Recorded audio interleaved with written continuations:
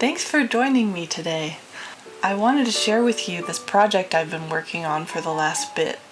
A couple months ago, I went on a meditation retreat out in the wilderness, and I brought my favorite coat with me. It's this really nice, fuzzy, textured sweater, but one thing about it is that because I've worn it so much, its white fluffiness has gotten pretty matted over time. So I had the idea that it would be cool if I could somehow create something on the outside so that I could keep wearing it. And I had this vision of creating a really awesome stained glass pattern on the outside of the coat, and then using the sweater as the inside insulation. So that's what I started to do. To begin, I created a pattern out of cut pieces of paper so I could see what the completed panels would look like together. I then pinned my 4 pieces of wool so that they would be lined up, and then carefully traced my pattern onto the fabric. Once that was completed, I started cutting out the pieces of fabric and took care to pin them onto a separate piece of fabric so that I could keep track of which piece fit where. I could then start the long process of sewing all the pieces together.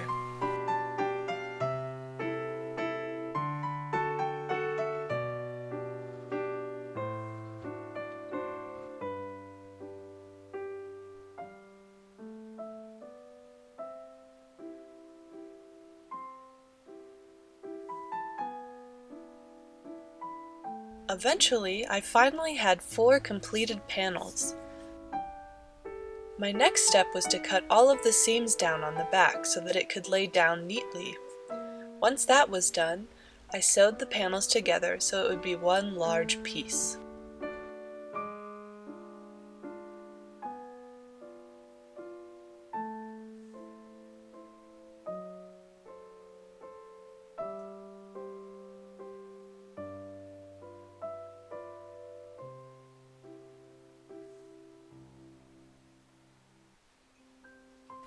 When I was working on my coat, I was also designing my Halloween costume.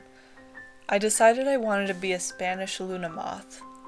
My housemates and I had made a plan to celebrate Halloween despite the pandemic. We wanted to all dress up and share dinner and games.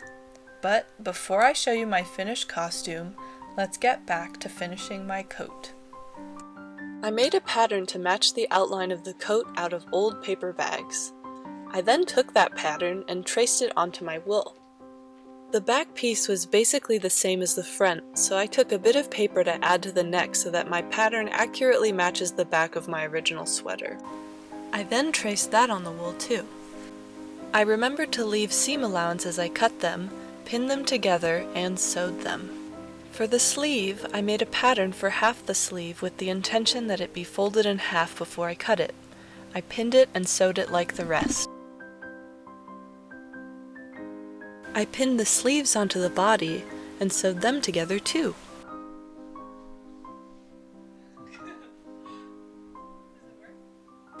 And now, all that's left is to attach the wool piece to the fluffy sweater. This is probably the 3rd video since I've made this change to making videos more common, and I think that my anxiety is kind of palpable, and people who know me well are like, "Are you nervous as you speak?" And I am, but I've really appreciated how people have come forward and shared that they've felt relaxed while they watch my videos, and it's really helped me a lot to continue doing these kinds of creations, because I do really enjoy it, and I love having a reason to come up with new ideas and to invent. So if I like making things, and I like editing videos, and I like creating stories, then this seems like the most fun hobby, but I'm still nervous. This coat is going to feel like a hug.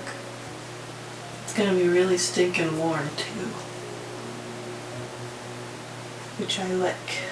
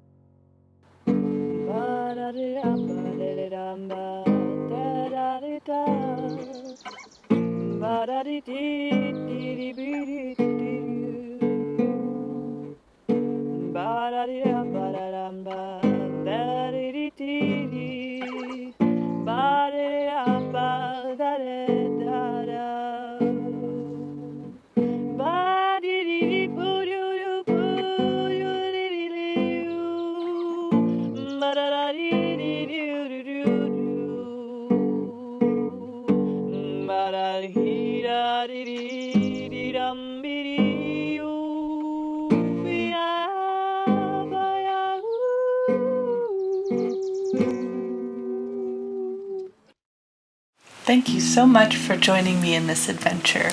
It's been a really joyful project, and I'm excited to work on the next one, whatever that may be.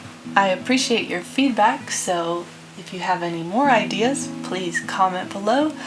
And if you like what you see, please feel free to subscribe and join me on this adventure. So thank you so much for watching. Lots of love, always.